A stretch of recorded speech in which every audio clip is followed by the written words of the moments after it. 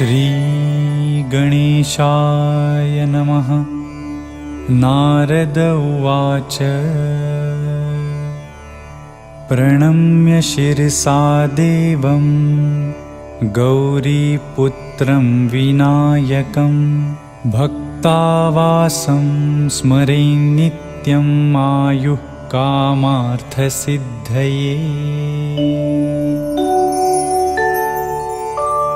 प्रथमं वक्रतुण्डं च एकदन्तं द्वितीयकं तृतीयं कृष्णपिङ्गाक्षं गजवक्त्रं चतुर्थकम्।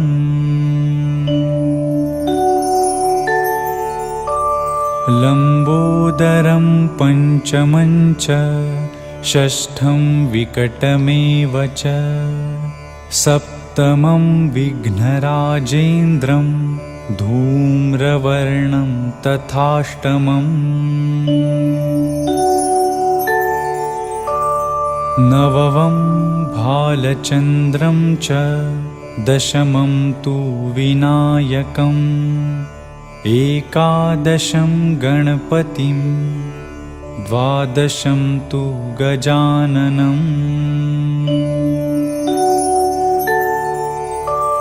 द्वादशैतानि नामानि त्रिसन्ध्यं यः पठेन्नरः न च विघ्नभयं तस्य सर्वसिद्धिकरं प्रभो।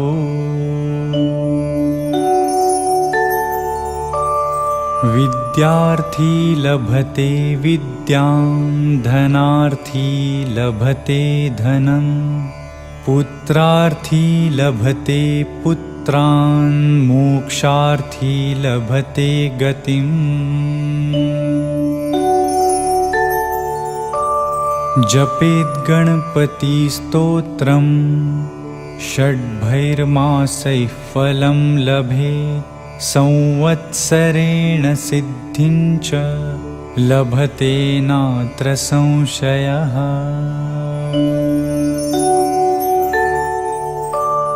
अष्टभ्यो ब्राह्मणेभ्यश्च लिखित्वा यः समर्पयेत् तस्य विद्या भवेत् सर्वा गणेशस्य प्रसादतः। इति श्रीनारदपुराणे संकष्टनाशनं नाम श्रीगणेशस्तोत्रं सम्पूर्णम्।